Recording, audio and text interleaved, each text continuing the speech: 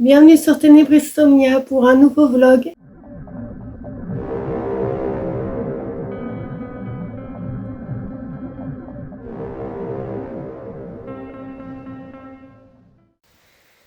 Je vous préviens, je suis encore malade, mais il fallait que je fasse ce vlog, sinon j'aurais trop de retard, surtout qu'il y a plusieurs vidéos hormis vlog que j'ai à faire, donc bon, il faut avancer. Alors déjà, je voudrais remercier Mumu pour son envoi de La Route de McCarthy.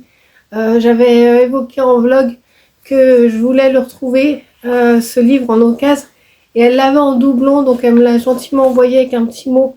Je garde pour moi le petit mot. Donc je te remercie vraiment, surtout qu'il est très très beau, il est d'occasion mais il est comme neuf.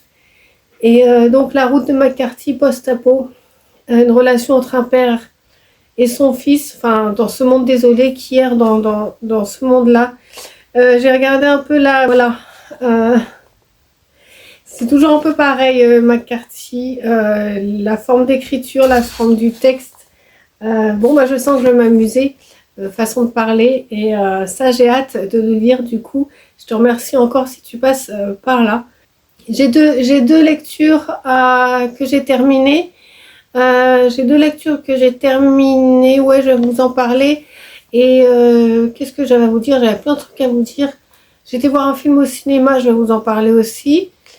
Et en parlant de cinéma, voilà, déjà hommage à David Lynch qui nous a quittés, grand réalisateur, Elephant Man, Mulholland Drive, un truc comme ça. Un cinéma d'auteur très très apprécié, super réalisateur. Et voilà, fallait lui faire un petit mot. Et en parlant de cinéma aussi, faut pas oublier que Ténébrisomnia, c'est aussi une chaîne de cinéma, hein. On l'oublie trop souvent. Donc du coup, je vais aussi faire bientôt le bilan de mes visios 2024, hein, que j'ai vu en 2024, que ce soit film ou série. Quand même, hein, parce que j'en ai vu une trentaine, hein, c'est pas négligeable. Je ferai aussi, pour ceux que ça intéresse, de toute façon ce sera sur ma chaîne, hein, ça passera sur ma chaîne, donc si ça vous intéresse, vous pouvez le voir, sinon tant pis, si avec les lectures, c'est tout à fait louable, je comprends tout à fait, mais voilà. C'est vrai que Ténébris, j'oublie un peu le cinéma, mais Ténébrisomnia, c'est lecture et cinéma.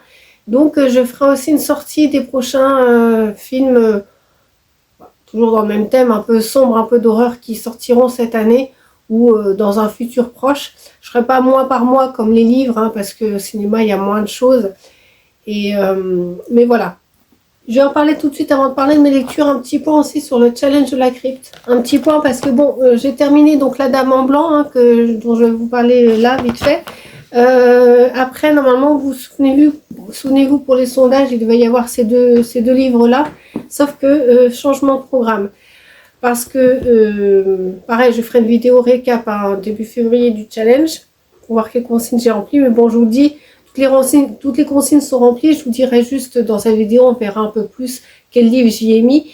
Et ça sert à rien de continuer les livres du challenge de la crypte de ma palle, puisque toutes les consignes sont faites, puisqu'on peut mettre plusieurs livres dans une catégorie. Donc je me suis dit, ça sert à rien de bourrer comme ça. Tu as déjà tout rempli, même si c'est avec... Même si voilà, d'une pierre, tu as fait deux coups. Autant continuer dans ta palle perso. C'est le moment de commencer ta palle perso. Le challenge de la crypte, tu peux déclarer qu'il est terminé. Donc, je vais vous montrer juste ce qui restait à lire. Parce que normalement, j'aurais dû lire, mais c'est vrai que j'avais plusieurs livres pour une consigne. Donc, il y avait beaucoup trop de livres pour le challenge. Donc, il me restait ces deux-là. Donc, l'autre Dracula de Tony Mark. Ce qui dorment en ces murs de Brusselot. Donc tout ça, c'est des livres, c'est que partie remise, mais ne seront pas lus cette année. C'était pour la crypte, mais voilà, c'est pas nécessaire de les lire, donc je remets ça. Il me restait donc Rite d'infamie de George McKenna, le loup-garou des marécages, un chair de poule. Il me restait Le fantôme de Canterville, recueil de nouvelles d'Oscar Wilde. J'en ai lu un autre recueil de nouvelles, je vais vous montrer. Le Scream Test de Grégoire Hervier. Celui-là, je vais le lire en été. Je ne sais pas pourquoi. La malédiction du Cécilotet de Sonia Liu. Et Instinct 2 de Vincent Villeminot. Il m'en restait plein, même trop.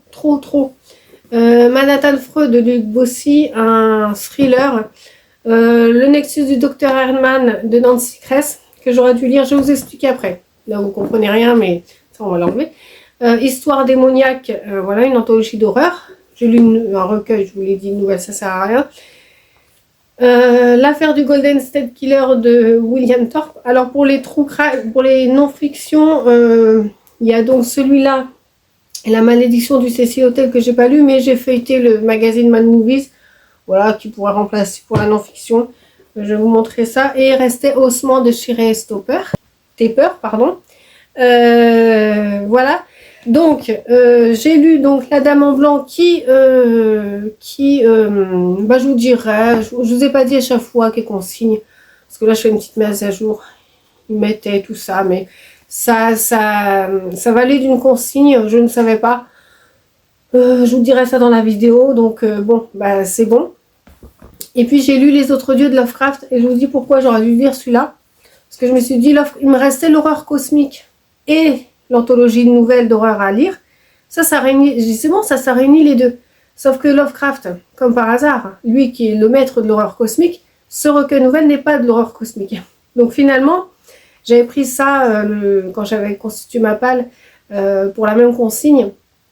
Voilà, mais franchement, bon, on va laisser là. Tant pis pour l'horreur cosmique, j'en ai pas d'autres. On va laisser ça comme ça. Donc bah du coup, avant de vous parler de La Dame en Blanc, vite fait, je vais parler de celui-là, donc Les Autres Dieux et Autres Nouvelles de Lovecraft. Donc comme je vous ai dit, c'est un recueil de nouvelles, mais pas d'horreur cosmique, hein, cher à Lovecraft. Là, on est plutôt dans le gothique. Et j'ai beaucoup aimé. J'ai beaucoup aimé. Surtout la nouvelle, comment ça s'appelle? Elle n'est pas longue. J'aime toutes, hein. Il y en a combien? Il y en a 7, 8. Les chats d'Ultar, elle fait 5 pages. C'est très gothique. Très très gothique, les chats d'Ultar. Il y a aussi Céléphaïs, Retour au pays, très émouvant. Voilà. Et puis le dernier, Prisonnier des pharaons. Là, on est dans un truc digne à la Lovecraft, très...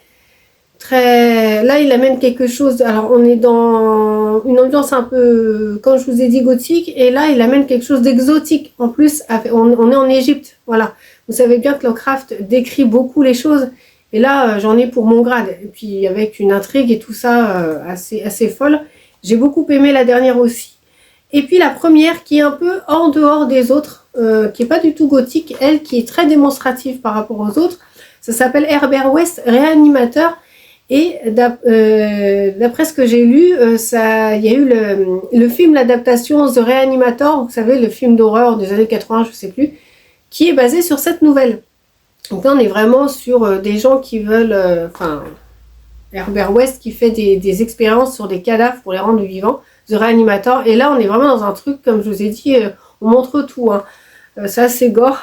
Mais sinon, ouais, j'ai bien aimé ce petit recueil, ça change de d'habitude. Et c'était franchement pas pour moi de déplaire. On a affaire vraiment, on est dans le même univers. Hein, dans faut les lire dans l'ordre, c'est mieux parce que elles se corrèlent entre elles. Et on est vraiment dans les démons. Les démons règnent sur cet univers. Les démons, hein, je veux dire les démons mauvais, mais un démon c'est mauvais. Donc voilà, moi je vous conseille ce petit recueil. C'était franchement pas mal. Franchement, vous voyez, j'ai beaucoup postité quand même, malgré tout. Enfin malgré tout, ouais, normal, hein, j'ai bien aimé. Il y a des choses à relever, il y a des choses, ma foi, ouais, les chats d'Ultar, j'ai beaucoup aimé. Dans la dernière nouvelle, les prisonniers de l'Égypte, vraiment, ce noir berceau de la civilisation avait toujours été la source d'horreur et de merveilles indicibles. Ça, je vous le recommande. J'ai vraiment aimé ce Lovecraft. Et on va passer à La Dame en Blanc, que je vous en avais parlé dans les vlogs, mais est-ce que... Non, je n'avais pas fini avec vous, hein. Vous voyez, je me rappelle plus du temps que je fasse le vlog parce qu'après, je ne me souviens plus du tout. La Dame en Blanc de Wilkie Collins. Roman policier, mais ambiance à fond gothique. On est avec cet homme qui... ce peintre qui est envoyé pour mission à travailler dans une famille riche, voilà, enseigner la peinture. Et sur sa route, il rencontre une femme mystérieuse, habillée tout de blanc, qui vient l'accoster, voilà, complètement à l'ouest, un peu zinzin. Qui pourrait s'apparenter un peu au mythe de la Dame Blanche. Il va tout avoir une intrigue avec lui qui arrive dans cette nouvelle famille, dans cette campagne anglaise, très brumeuse, très, voilà, ambiance, hein, je vous ai dit, très, très, très nébuleux comme ça. Et puis, c'est toujours ce truc de cette dame en blanc qu'il a croisée. C'est un roman, c'est un classique hein, de 1800 et quelques, 60 il me semble. Et c'était franchement très très bien. J'ai vraiment apprécié ma lecture. C'est vraiment novateur pour l'époque. Donc une très bonne surprise, une très très bonne surprise. Et on va suivre plusieurs narrateurs en fait. Au début, on a avec donc cet homme qui s'appelle William, dont je vous ai parlé. Mais il y a lui, après des circonstances, il repart. Et on va suivre, par exemple, une des filles de la maison dans laquelle il travaille, pour qui il travaille. Voilà, à travers leur journal intime. Et c'est comme ça qu'on voit comment se passe et toute cette intrigue autour de la dame en blanc, toute cette intrigue autour de cette famille. Il y a beaucoup... Alors les personnages, sont un peu manichéens, mais c'est pas grave. On est en 1860, on demandait pas de nuances énormes. Ça, c'est pas un souci, surtout que c'est précurseur un peu du roman policier. Hein. Il y a vraiment une enquête. Les personnages sont bien caractérisés. Alors oui, il y a les méchants, les gentils. Mais voilà, l'intrigue est là et le mystère est là. Le mystère est là. Intrigue, mystère, ambiance, atmosphère. C'est un livre où il y a à peu près tout. Et c'est classique, c'est pas pour rien que c'est classique. Après, bon, la fin, c'est pas non plus, j'étais pas sur les fesses, on n'est pas dans un truc de fou non plus. Mais je rappelle, 1860. Donc, c'est un très bon livre. Dans genre classique, je vous le recommande. Des livres à lire, c'est vraiment une référence en la matière. Et moi, je connaissais pas et je vous le conseille vraiment. Et puis, je vous avais dit, j'avais lu aussi, j'ai un peu feuilleté Mad Movies. Et ça m'a surpris, alors on parle des clowns, mais là je vais pas vous parler des clowns, je vais vous parler de The Substance. Vous savez, The Substance qui est sorti il y a pas longtemps au cinéma avec Margaret Qualley et Demi Moore. Cette satire de la beauté féminin quand tu as plus de 50 ans et tout, à l'extrême du body horror. Et Mad Movies sont assez mitigés. J'ai trouvé ça très très intéressant parce que tout le monde encense ce film. Moi-même je l'ai fait parce que c'est vrai que c'était assez époustouflant. Mais c'est vrai que c'était assez grossier aussi, hein, la façon de faire, etc. La façon de filmer l'horreur et le désarroi de l'héroïne. C'était assez froid, mais c'était voulu. Moi, ça m'a pas gêné parce que c'était voulu, je pense. Dans un film comme ça, je pense qu'une satire doit être un peu froide hein, pour être un peu réticente. Ils nous disent « The Substance est effectivement très très gore et ne cherche pas à être autre chose que ce qu'il est, à savoir un vrai film d'horreur qui ne prend pas le genre de haut, mais qui s'y vautre avec délice. » Voilà, c'était marrant, mais ouais. Je vous recommande quand même ce film, même si c'est une satire, mais ça reste quand même du grand spectacle. Hein, on va pas se le cacher. Et puis donc, comme je vous avais dit aussi que je reprendrai ma palle parce que j'ai pas continué tout à l'heure pour la palle le challenge de la crypte. J'ai abandonné toutes mes lectures et le jour où j'ai pris cette décision, on était mi-janvier. Je me suis dit, je vais sortir ce gros bébé qui fait partie de ma palle 2025. C'est le moment. En plus, il rentre dans le challenge de la crypte aussi, au cas où. Donc, c'est parfait. On reste dans le thème. J'y sera fait. Faut que je débarrasse tout. J'ai plein de gros pavés hein, pour cette pile à lire 2025. J'ai abusé.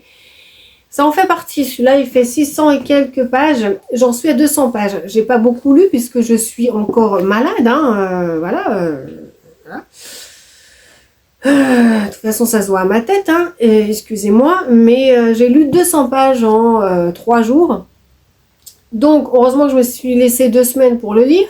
Hein, jusqu'à fin janvier, je me laisse à fin janvier. Si j'ai fini avant, tant mieux. Je prendrai des autres livres, je continuerai sur ma pile à lire de cette année pour avancer. Et pour l'instant, j'aime beaucoup. Alors, c'est assez spécial. Hein. On est avec Mathias, un adolescent de 13 ans, en 1700 et quelques, 1745. Il est fou amoureux de Maritza, il est tombé en amour pour elle, elle a le même âge que lui. Lui, il est orphelin. Hein. Il est orphelin, il est un peu baladé à gauche, à droite. Il a tout le temps des mentors, il se trouve tout le temps des gens, des hommes plus âgés pour le guider un peu, mais il trace sa route quand même, il fait son bout de chemin, et bon, à 13 ans, il tombe amoureux de cette Maritza. Bon, on est en 1745, là-dedans, on fait pas de, il y a pas de, hein, on fait pas dans la dentelle. Ils ont fait la petite bagatelle, elle s'est retrouvée enceinte et puis elle a disparu. Voilà, elle a disparu, mais c'est pas une intrigue de mystère de fou, elle a juste fait sa vie ailleurs. Lui, il est dégoûté. En fait, là, ça fait 200 pages qu'il crie sa peine, quoi. Et du coup, il souffre tellement qu'il a fait un pacte avec le diable. Il a fait un pacte avec le diable parce que Mathias, notre jeune héros de 13 ans, est peintre, a vraiment un don pour la peinture. Et il peut peindre les filles qu'il veut et les rendre réelles. Les filles qu'il peint, ils deviennent réelles. Voilà. Donc il y a tout un truc de peindre, la perception des choses qu'on a, la perception de l'amour et la réalité qu'on en fait et la réalité qui est. Voilà, là c'est un peu flou, mais c'est très intéressant. L'épopée est très intéressante aussi. On voyage beaucoup parce que le petit Mathias, il est né à Berlin. Ensuite, il va aller en Italie, il a été à Paris, là on est en Angleterre, enfin bon, il fait des rencontres, mais il y a toujours cette trame avec l'homme en gris qui est donc représenté, qui est le diable représenté par cet homme en gris qui le suit de très près, ou à distance, mais qui le suit. Dans ses choix, et ça, c'est semi-fantastique, hein, puisqu'il y a cette histoire de portrait qui dessine, qui devient réel, qui est déçu forcément par la réalité, parce qu'il ne retrouve jamais la beauté qu'il avait eu, le coup de cœur qu'il avait eu sur cette Maritza quand il avait 13 ans. Là, il grandit, il a 19 ans. On le suit vraiment. C'est assez spécial, j'aime beaucoup. C'est du contemporain, on n'est pas dans un truc... on n'est pas dans la littérature imaginaire, hein, il me semble. Donc, j'aime beaucoup suivre ces aventures. Et donc voilà, ça, je me laisse jusqu'à fin janvier pour le lire. Donc, entre-temps, comme je vous ai dit, hein, même si ça, je le lis jusqu'à fin janvier, vous allez dire les vlogs, il n'y aura rien. Il y aura d'autres vidéos. Hein. J'ai plein de vidéos. Comme je vous ai dit, les vidéos cinéma, déjà, il y en a 2. Donc, le bilan de 2024 de mes visios. Les sorties 2025 de cinéma. Il y aura aussi le book haul, le récap de janvier. Je rigole parce que avant le récap du book haul janvier, je vais vous refaire une vidéo d'un book haul. Je voulais l'inclure en vlog, mais il y a au moins une quinzaine de livres et ça va faire office d'une vidéo thématique à part. Il y a plein de vidéos comme ça qui sortiront, enfin bref. Là, c'est un peu embrouillé. Donc voilà, c'est tout ce que j'avais à vous dire aujourd'hui. Non, parce que j'ai vu un film. J'ai vu un film. Et oui, j'ai vu un film, c'était dimanche dernier.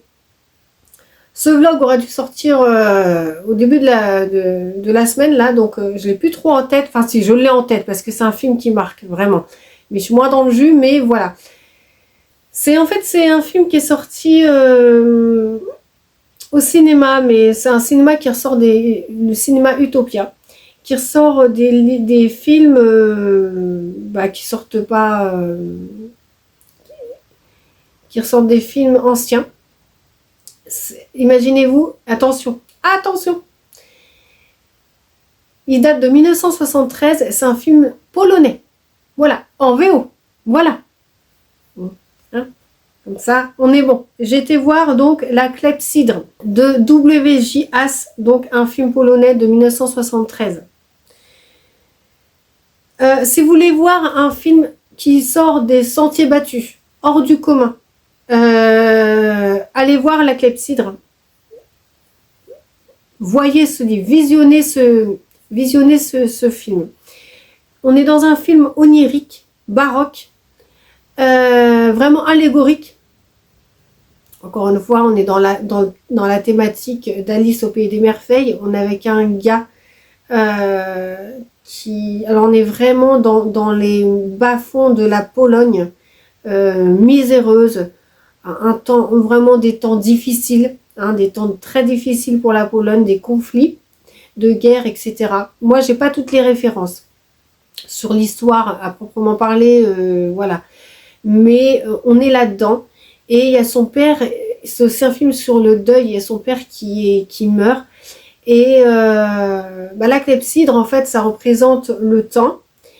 Et il voudrait remonter le temps pour éviter que son père meure. Et puis, donc, je dis référence à Alice au Pays des Merveilles parce que ce gars, à chaque fois qu'il ouvre une porte, donc il arrive, il voit son père déjà, il va voir son père sur le lit final. Et ensuite, il ouvre une porte et il se retrouve dans un autre décor, un autre paysage. Alors des fois, il n'y a aucune logique. Il n'y a aucune logique. Donc voilà pourquoi le Alice au Pays des Merveilles, en fait, c'est une quête de soi. Cet homme qui est âgé, qui doit avoir moins 40 ans, est à la quête, c'est une quête d'identité. Il est aussi à la recherche de l'enfance perdue, ou l'enfance retrouvée. Il aimerait retrouver cette enfance avec son père. Donc il y a des souvenirs d'enfance, il y a une quête de soi aussi dans le futur, dans le présent. Donc c'est un film allégorique très sombre. Et même les dialogues, je comprenais ce qu'il disait, mais aucune logique. Il n'y a pas de cohérence, puisque à chaque fois qu'il arrive dans un nouveau décor, ça n'a rien à voir avec le décor d'avant. Mais tout ça, tout est bien travaillé. Tout est super bien travaillé. C'est de l'onirisme, il ne faut pas chercher à comprendre. Si vous aimez l'onirisme, vraiment quelque chose de très sombre et très dur et très drôle. Très drôle, il y a des scènes très drôles, très érotiques aussi. Il faut voir ce film. On nous dit que c'est une œuvre géniale et visionnaire. C'est une accumulation de scènes anthologiques qui nous confrontent au sublime. Le film s'impose comme une référence dans le macabre intelligent.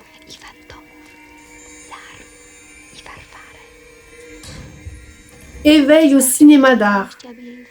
Quand le cinéma devient peinture, le mot chef-d'œuvre plus que jamais semble approprié, oniriste et religieux, profondément ennuyeux peut-être, mais d'un ennui riche qui nous oblige à voir ce que le film évoque en capsule, tout simplement sublime. Donc quelques commentaires encore.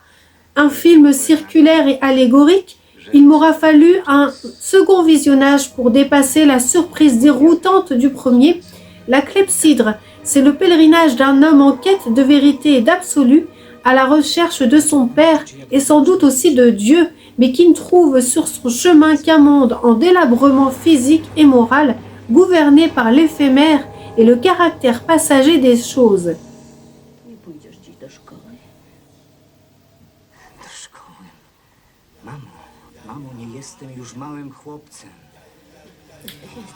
Construit comme un rêve, avec sa succession de scènes sans lien cohérent apparent entre elles, le film est un passage permanent, non pas vers les réponses espérées, mais vers le doute le plus absolu. Ou bien encore, il est rare d'être confronté au génie, surtout au cinéma. Il est des évidences qui sont pourtant immédiates. Haas, le réalisateur, fait partie des plus grands cinéastes du siècle et pourtant l'oubli semble le frapper comme une malédiction. La vision jubilatoire et mystique de cette clepsydre est là pour confirmer tout le bien que l'on pense de ce cinéaste visionnaire. La richesse tant thématique que visuelle de ce film pourra en décourager plus d'un, mais pour tous les amateurs de perles rares, c'est un objet à contempler avec dévotion. Les amateurs d'ambiance étrange et gothique, ceux qui jubilent à la vue de paysages désolés et de nature morte, avec cimetières brumeux et spectres errants, ceux qui aiment les paraboles religieuses et les scènes transcendantes à la Tarkovsky doivent impérativement voir ce bijou d'intelligence et de beauté plastique. Attention, chef-d'œuvre. Ce film, comme c'est dit dans le commentaire, si vous êtes adepte de perles rares comme moi, vraiment retenez ce film et regardez-le. Il m'a marqué, il me marquera longtemps. Je suis contente parce que, voyez-vous, ça fait comme les bouquineries d'occasion. J'ai mon petit cinéma d'occasion. S'il me sortent de temps en temps des pépites comme ça, anciennes, des pépites oubliées pour certains, ou du moins du grand public, je dis oui, moi je fonce. Je dis d'occasion parce que les places sont beaucoup moins chères aussi que les places d'une place lambda de cinéma pour un film récent. Allez, pour aujourd'hui, pour ce vlog, pour aujourd'hui, pour ce vlog, je vais m'arrêter là. Je vais retourner à mes moutons Et je vous dis à bientôt pour de prochaines vidéos, vous l'aurez compris, ou pour un prochain vlog. On verra ça. En tout cas, prochainement, il y aura un book haul. Ça, c'est certain. Je vous dis à bientôt sur Ténébrisomnia.